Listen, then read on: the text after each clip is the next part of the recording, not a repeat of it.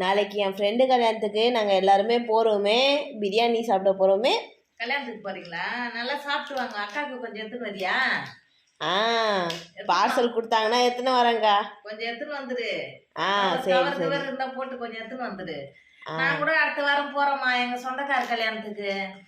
அந்த கதை ஏன் கேட்குறேன்? அந்த பொண்ணு எனக்கு 10,000 போடு, 5,000 போடுன்னா அவங்க அம்மா சண்டை போடுது. ஒரு வீடு வாங்கி கொடு, பைக்கு வாங்கி கொடுன்னு கேட்குது அந்த பொண்ணு.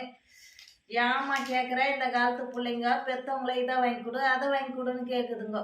ஆனால் அதுங்க என்ன செய்யுது? பெற்றவங்களுக்கு முதியோர் இல்லத்துலேயும் நடுத்தெருவுலையும் விட்டு போகிறாங்க. அவங்க என்ன பெற்றவங்களுக்கு ஒரு நகை நட்டு வாங்கி தராங்களா?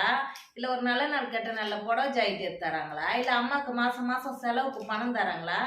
அம்மா நிம்மதியாக வயசான காலத்தில் இருக்கட்டும்னு ஒரு வீடு ஒரு ரூம்பு தராங்களா? எந்த சுகமும் நாங்கள் அனுபவிக்கல இந்த பிள்ளைங்களை பெற்றுட்டு.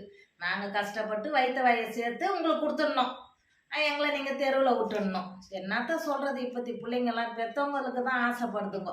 அதுங்க சம்பாரித்து தாய் தரப்பை காப்பாற்றணும்னு நினைக்கல. ஆனால் என் பிள்ளைங்க ரெண்டும் நல்ல பிள்ளைங்கம்மா. என் பிள்ளைங்க என்ன அந்த அளவுக்குலாம் விடாது.